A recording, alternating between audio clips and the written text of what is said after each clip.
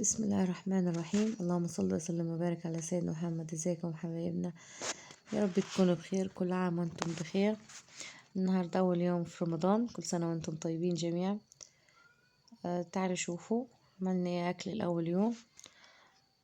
هنعمل النهارده حمام محشي فريك. هنجيب الفريك، هنحط معلقه توم مفروم وفلفل اسود وكزبره وملح، وهنقطع عليهم فلفل اخضر حامي، ونحط جزر مبشور عليه بس مش كتير، ده بيدي طعم حلو خالص.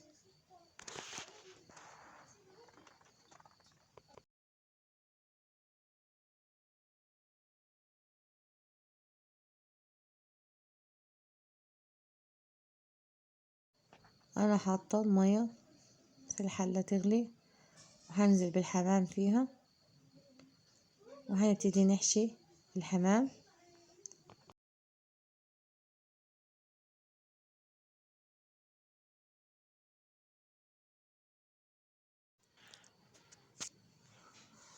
هنقطع البصل ونفرمه في الكبة،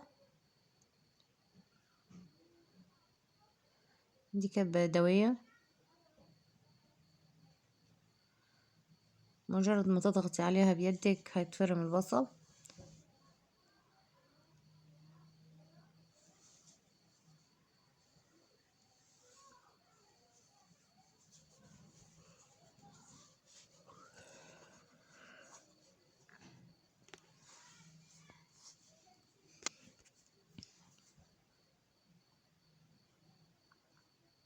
هنحط البصل المفروم على النار،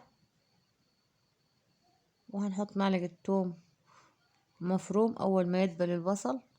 ما تخليش البصل يتحمر قوي معاكي علشان يبقى خفيف في الاكل. وحطينا كزبرة، وهننزل بالطماطم، عصير الطماطم اهو، وهنغطي الحلة ونسيب تسبك مع بعض.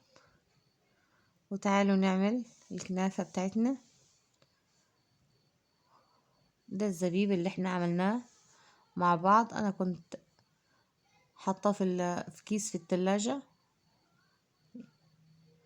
ادي زبيب، وحطينا جوز هند عليه ومعلقتين سكر، هنقلبهم مع بعض.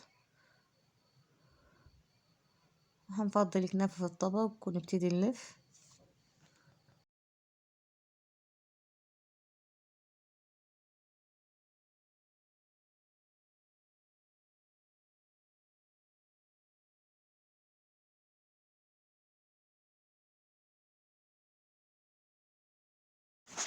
هندهن الصينية بالسمنة، وهنبتدي نلف الكنافة. انا اول حاجة هنعملها الصينية دي، هنعمل كنافة عيش البلبل على صباعك كده بسرعة وتلفي، واخر الطرف تحطيه من تحت، هيطلع معاكي الشكل اهو. هنشكل الصينية كلها، وهنعمل صينية تاني بشكل تاني. الصينية دي انا ما حطيتش جوه الكنافة بتاعتها مكسرات، شايفين؟ ادي الشكل النهائي بتاع الصينية. هنجيب الصينية التانية وهنبتدي نلف. هناخد حتة من الكنافة ونفردها على اليد، ونحط شوية من المكسرات ونلفها صوابع. هنخلص الصينية كلها، خليكم معانا.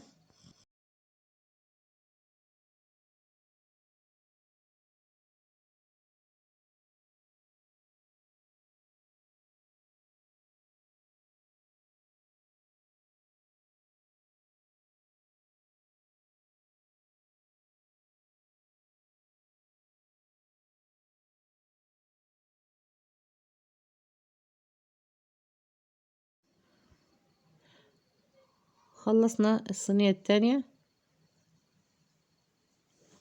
هنجيب السمنة السايحة، هتسيحيها كويس على النار وترشي على الكنافة اللي احنا عملناها اهو زي ما انت شايفة. وهندخلها الفرن وهنشوف الصلصة اتسبكت اهي. هنحط البسلة عليها،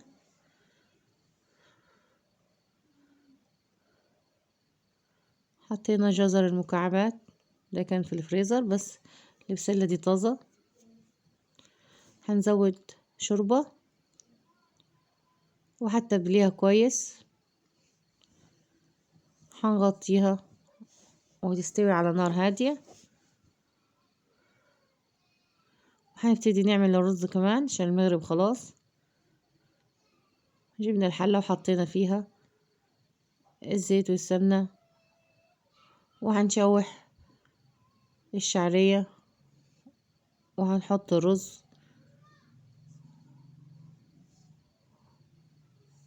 ونغطي النار ونسيبه يستوي كويس.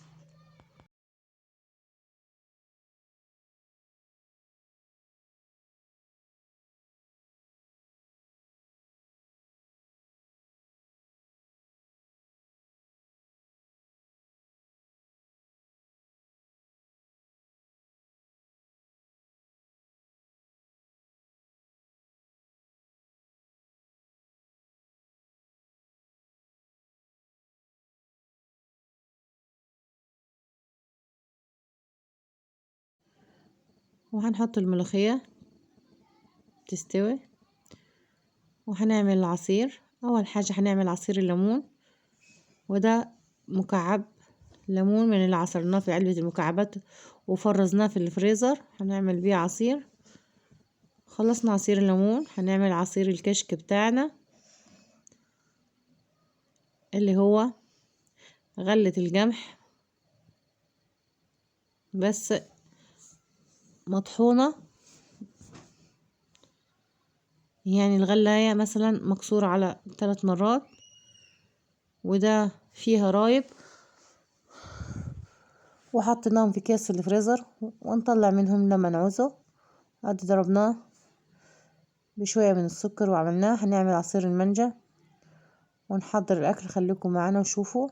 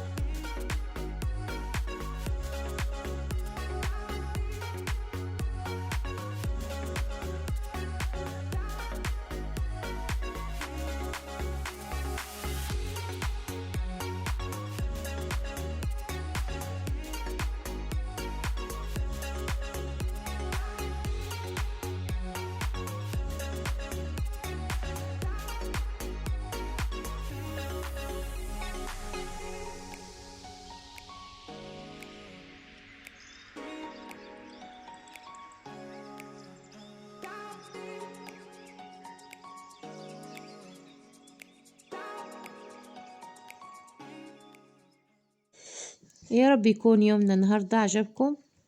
ما تنسوش الاشتراك في القناة وتفعيل الجرس عشان يوصلكم كل جديد.